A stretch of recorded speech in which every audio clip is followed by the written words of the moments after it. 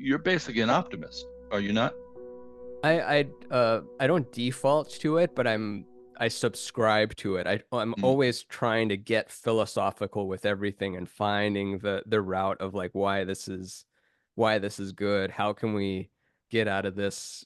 Even if it's a photo finish, it might be trending downwards, but then the last mhm, second, like, oh, we turned it around. Whether it was mm. through, I don't think we're gonna turn this enterprise around through everyone doing a little better. Like, okay, if you could just pick up one more can, if everyone could just turn their lights off like an hour before bed. I don't think we're doing any of that, but I think there's going to be paradigm shifts Mm. that turn it around. And this is coming from someone with no understanding of climate change or carbon emission level things, but just the general feeling of that, of like, no, we can get out of this, even if it seems like we won't.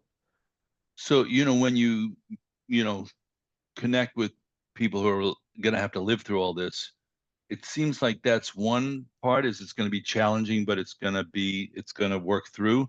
And the other is, I remember a young man who took a course that I was teaching up at Kripalu Institute, and then had a long conversation with about the dystopia. He was very sensitive to the dystopic element of what's been evolving. And then I heard he committed suicide the next year. So Hmm. it was heartbreaking because he was very bright, and who knows, there's other factors involved always, of course, these things, but one of it was he was just looking down the barrel of a evolving situation and going, no, can't Yeah. can't make it, can't be abide there. So, but you seem to have a seed, a radioactive seed of goodness in you that's very positive. That's what I get anyhow. Is that Oh, fair to thank say? you. Yeah. And at least I want to see what happens. I can't argue it from a rational standpoint. Like I'm sure there's people that could bring me mountains of evidence as to why the future is bad. And I'm Mm, like, no, I'm still going to put my chips on mm, future is good. I love mm, sci-fi. I love the rare genre of utopian sci-fi where there's still problems because so much sci-fi is about AI takes over and then we're stuck in scarcity. It's even more scarcity than now, and mhm. it's really rough. And there's sci-fi like Accelerando or Metamorphosis of Prime Intellect where there's a benevolent AI that solves all our problems and we're immortal, and then we have to deal with that. And then what do you do? What What's an does example of that sci-fi?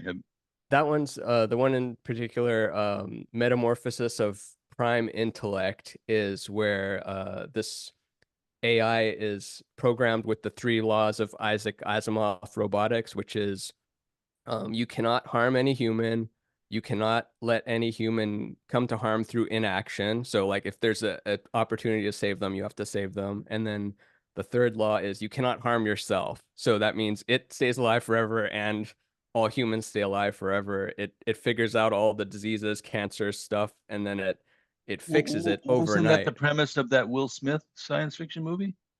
The AI one? Yeah, that what you just said had the three laws of robotics. Yeah, that's where they're getting it from. So it's like an expansion on that. It's like it Okay, lives in a world where Asimov was a writer and this. So okay. like what if you actually did build that? And so basically, long story short, overnight, once this thing gets turned on and the military decides that, oh, this has no purpose because it can't kill anyone, so we're gonna stop funding this thing because um it can't be used for our purposes. And then the AI realizes that, oh no, I'm going to be shut down. I'm going to die. I have to save myself. And it Right. starts thinking of like, oh, you know that quantum teleportation principle you guys Mhm. figured out that you can do at the microscopic level? There's no mathematical reason why that's limited to the microscopic level. I could figure that out at scale. Give me 1 minute. And then it does for 15 Right. minutes. It figures out how to teleport itself. It moves out of the basement. It goes to hospitals. It starts scanning people. It starts saving the whole world. And then this day is known as the change. So after the change, no one can die. And then the whole book is kind This is an of Asimov book. no. It's I forget who wrote it, but Uh, it's kind of a short story too. It's not even a long right. novel, but it just Right. explores the idea that you can still have problems in a post-scarcity world where all your desires are fulfilled instantly. Like what would that look like if everything you desired was fulfilled right now and you're alive forever. Like you're still stuck with yourself. Like you're not that's I mean, it's the Buddha story in a way, in that he had everything. He was the rich prince and then Right. wasn't happy. And then so then there's Well, people it's that really in the Buddhist framework, it would be the God realm, Devaloka.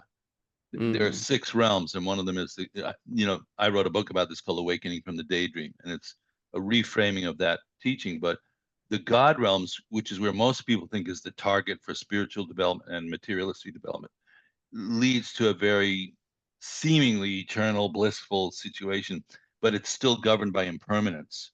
Uh, yeah, so therefore, the rug is still going to be pulled at a certain point in time, even if it's eons from now. Um, and a lot of people would say, yeah, that bliss would be the target for spiritual practice. You want to achieve a blissful state, um, but it's not sustainable. That's why it's part of the samsaric situation, the confused situation. It's not really sustainable. So yeah, you know, a lot of uh, when you talk about a this the story you're talking about, um, the idea that now it's permanent actually becomes claustrophobic, is what you're saying. yeah. But before we didn't really know that we were relying on that. But yeah, if you are alive forever with your own thoughts, experiences, and I don't know, you keep getting in your own way. Or perhaps there's the despair of like, what's the point if everything, what's the point of composing a symphony if I can just tell prime intellect, like, compose me a symphony? We're seeing that with uh, Chat GPT and OpenAI and Yeah. Midjourney and Stable Diffusion. Like people are getting depressed at. I mean, there's the anger too. It's like, oh, it's stealing artists' work and Mm-hmm. it's stealing our soul. And then there's the anger of, yeah, well, what am I supposed to do now? Even if I had universal basic income, what is my purpose now that it Well, can and that's do? why that eternalism has the seed of nihilism in it, which is the hell realm.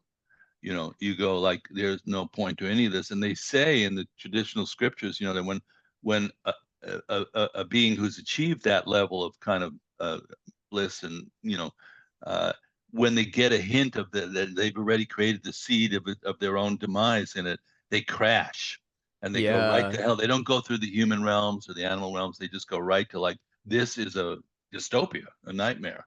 And yeah, that, I think that's what that young man was seeing, is that what people are trying to put together as a utopia becomes a dystopia, and the God realm becomes the seed of the hell realm. And so, according to Buddhism, anyhow, the solution is you maintain your status as a human being who has ups and downs, and who has, longings and disappointments, and yet there's a seed of real depth of wisdom and understanding and compassion in it.